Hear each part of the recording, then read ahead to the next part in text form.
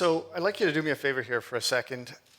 Think about something that used to be done in Canada quite commonly, but that we don't do in Canada anymore. And there's a lot of things that could be. Let me give you some of the things that I've thought of when I thought about this. We used to remove tonsils. When I was a kid, we'd go to elementary school and you'd walk in the class and the teacher would always say, Billy won't be there for the next 7 days because he's having his tonsils removed. And you'd say, lucky Billy, why can't I have tonsils that are bad? So, all the ice cream he can eat or drink and, 7 days away from jail. I mean, elementary school. But then you think about that as an adult and you realize, some kid had to go to the hospital for a couple or 3 days. There's some pain and suffering. The healthcare system incurred a cost. Parents may have had to take a week off of work to look after this kid. And all the while knowing that it wasn't really an effective cure anyway. So at some point somebody said, you know what, maybe we shouldn't do what we've always done. We should do something different, right? So there's an example of something we used to do in Canada a lot, which we don't do very often now. I can't think of more than 1 or 2 kids that I know of today that have had their tonsils out. Something else we used to do a lot in Canada is drive without seatbelts. Does anyone remember doing that? January 1st, 1976, Ontario was the first province to legislate the mandatory use of seatbelts. About a decade or so later, all of Canada had followed suit. But I remember being an 11-year-old kid, and we were leaving Manitoba to go see my relatives in Ontario and Kenora just over the border. And as we're approaching the border, this would be like June 76, my dad said, boys, find the seatbelts. Think about that, find the seatbelts. Say that to your kids today in the car. And so I take my skinny 11-year-old arm and I go digging underneath the back seat of that 1971 Plymouth Fury 3, because that's where the seatbelts were from the day of manufacture. They had never been brought out, right? And so you'd find one end over here and one end over there, and you'd click them together with about 4 kids in that one seatbelt. And you were compliant. There was going to be no fine at the border if the OPP were checking, right? So you can see we've got legislative change that caused us to do things differently. Think of all the pain and suffering and the time and money and the cost to our economy that didn't happen because of that legislative change, right? Now we have over a 90% compliance rate in seatbelt use. Still some people who don't use them, but here's another thing. We used to use cartoon characters to sell cigarettes. If you don't believe me, just Google Fred Flintstone cigarette commercial and you'll see some really interesting stuff. I was able to buy these the other day. These are Popeye candy sticks. But in my day, they were Popeye candy cigarettes. You look like you'd like a smoke. Here you go, sir. But social pressures caused us to rethink this, and then the advertiser said, maybe it'd be better if we got Freddie Flintstone flogging vitamins instead of smokes. See, things change. Things can change, even big things. But one thing that hasn't changed that we still do in Canada is we hire experts based on low price, right? What we should be doing is hiring experts based on the most qualified person or firm available. Okay, so what do I mean by experts? Let me start explaining myself here. Architects, engineers, lawyers, accountants, management consultants, ad agencies, market research firms, etc. Right? So you don't want to hire the cheapest if you're a not-for-profit, a private sector firm, or government. What you want to do is hire the person that's going to bring the best solution to you, right? We don't need architects on staff typically. What we need is once in a lifetime or 3 times in a lifetime, we have a big project, we need an architect, or we need an ad campaign, or we have some market research we need to do. So we go out and access that expertise that we don't need in-house, right? So how's it done today? Well, typically what happens is a big firm or a government agency, which could be a local municipality or the federal government or a not-for-profit, will issue what's called a request for proposal, right? This is exciting stuff, I know, but we'll get to some really good stuff. So a request for proposal could be a 10, 20, 50, 100-page document that says, here are the variables that we think we need to buy, and so tell us why you can deliver those variables and give us your best price while you're at it. Okay? So what this means is everybody responding to this document, writing a proposal in response to a request for proposal, is going to be focused on the only critical defining factor that will determine the award of that contract, which is low price. Innovation goes away and value goes away because you have to interpret the project as the least viable, smallest, cheapest product or project, right? Instead, what we should be doing was using a methodology called qualifications-based selection. So in qualifications-based selection, you don't consider price, which sounds counterintuitive, doesn't it? If we want to get good value, shouldn't we be looking at price? I'm telling you, no, we shouldn't be. Not when it comes to professional services and experts, okay? When you pay a fair price through a QBS or qualifications-based selection methodology, what you do is you encourage the respondents to provide you innovative solutions and to drive a value, because they don't have to worry about being the lowest cost. You've probably told them what your budget is, and now they come back and say, here's how I can drive value into that budget. You still with me? Good, okay. Am I saying an RFP is bad? Request for proposal is bad? No, it's got its place in society. If you want to buy commodities where you can define the variables, like pens or pencils, go to town. So pens, for example, you might say, I want this brand, this color ink, this many in a box, this many boxes in a case, this many cases delivered to this location at this time on this date, free on board, delivered. The only variable remaining is price, right? If you can deliver exactly this, whoever can deliver it at the best price wins. I'm perfectly fine with that. The challenge is that when you're hiring experts, the solution is complex, it's high dollar value, and it's customized, right? So for example, one of the reasons you might hire a consultant is because you've got a high staff turnover. Okay, so you know the problem, but you don't know the cause of that problem. So you can't even determine what the solution is going to look like, because your high staff turnover might be an IT problem, it might be a compensation problem, it might be a leadership problem, it might be an ergonomics problem, it could be a supervisory skills problem, it could be a lot of things. So what you need to do, instead of saying, I want someone to do this, you need to say, I want someone who's seen this problem in my industry before and can come in and fix it for me. So show me why you've done this before and why you're the most qualified to take care of this, right? It's a slightly different approach, but you're sitting there thinking, okay, Josephine and Joe Average are sitting there saying, wow, Cal, why should I care?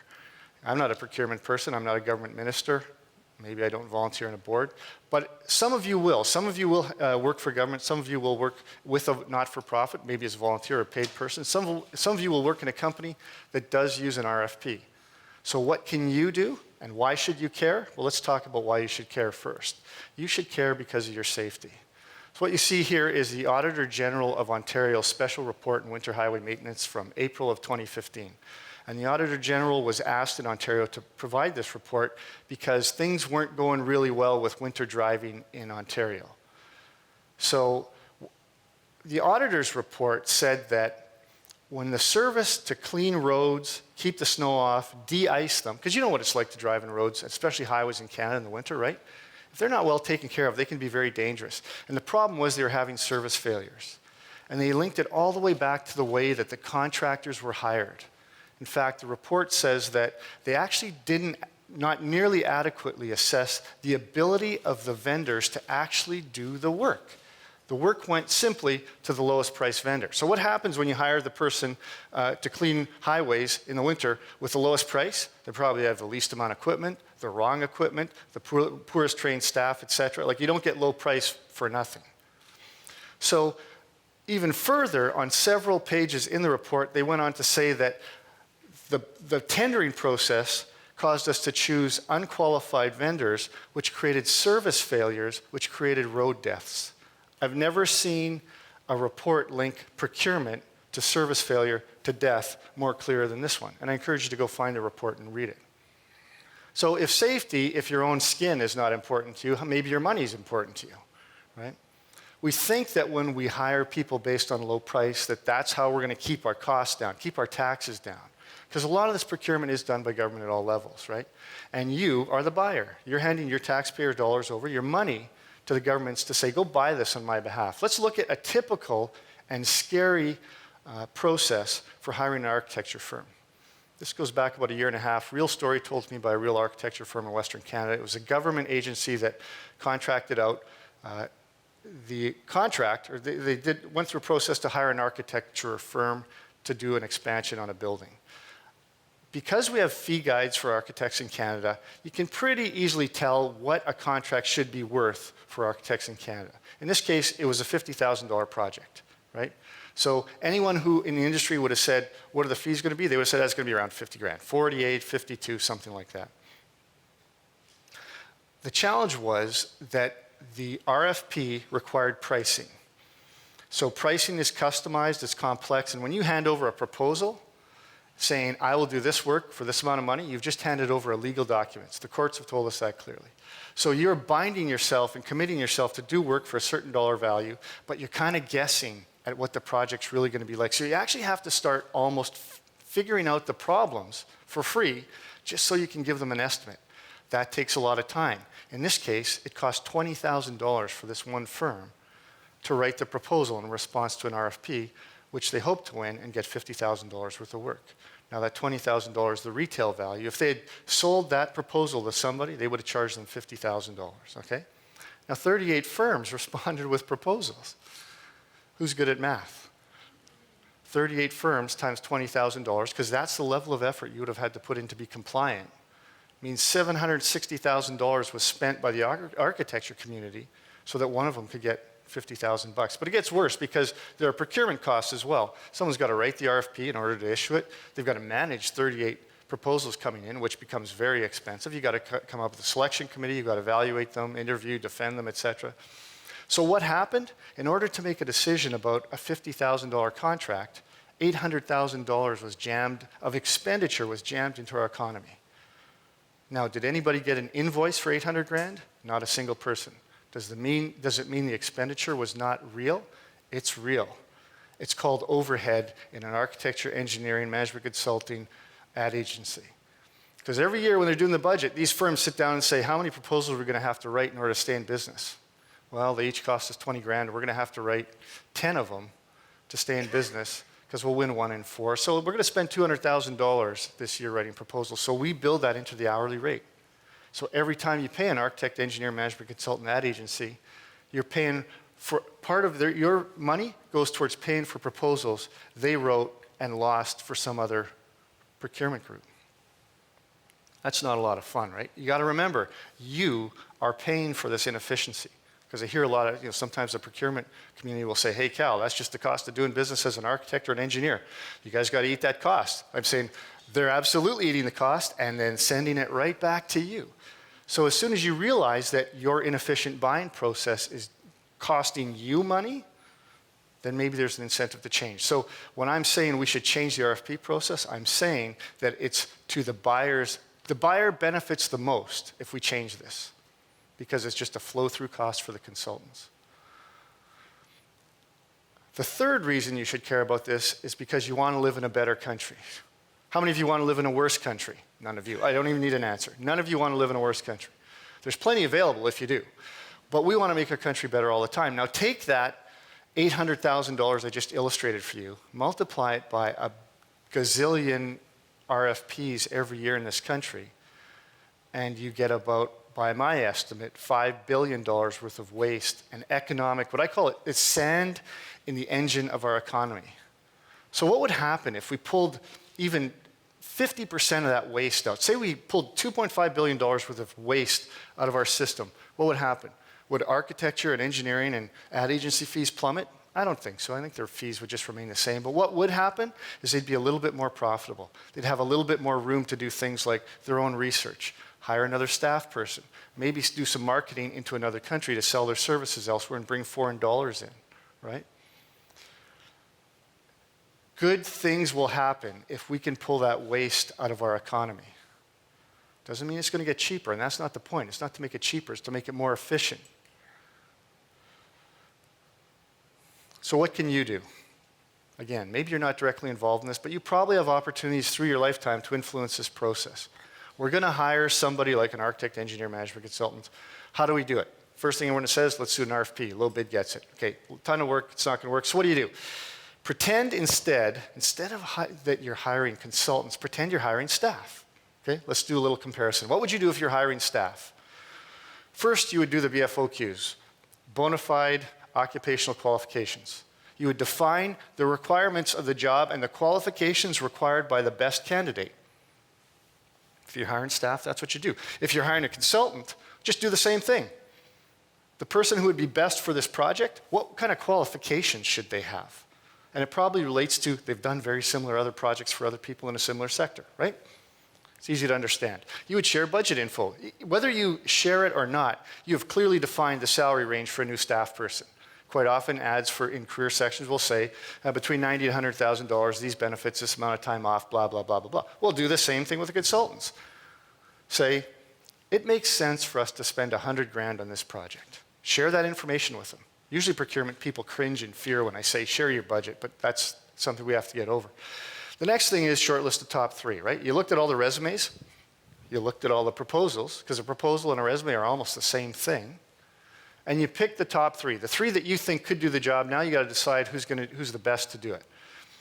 So then what you do is you interview them, and one of them bubbles to the top. At that point, you negotiate with them. The person who you're hiring, you say, well, we're going to give you $92,000 a year, and here's your holidays and your benefits, et cetera. Does that work for you? And they say, I want 94, and you settle at 93, and you're done. Same thing over here. You say, look, our budget is $100,000, but if we had $110,000, could we get an extra 30% of value out of bumping it up by $10,000? Or what if we really only wanted to spend $80,000? Could we have a conversation about that? And the vendor who's successful will say, yeah, absolutely. And then that's why you get really good value and innovation, because you can have that conversation. It's not someone blindly forwarding a written proposal trying to guess at the lowest price. Have you ever heard of a building project that was, confirmed to be $90 million, but when it's done, it's $190 million? That never happens, right? It's a low bid project, that's why. So you get more accurate pricing. You get fewer surprises, and that's a good thing. What I just described to you is called qualifications-based selection, or QBS, right? And here's the dirty little secret.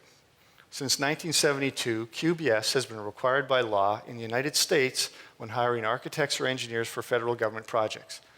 So we're 43 years behind our largest trading partner in terms of how we hire professionals and experts. I think we can probably improve that, right?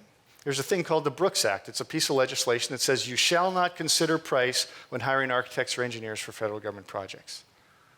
So I think what Canada needs to do is first we need to change our philosophy around how we hire these very important people and get them doing important things instead of writing proposals that go in a recycling bin. Change the procurement culture when it comes to price and how to hire people without considering price. And we probably also need to consider legislation like the Brooks Act. We probably need a Brooks Act in Canada. But the thing we want to do, the one thing we absolutely want to do, is make the price-based RFP something we used to do in Canada, no matter how we do it. Thank you very much.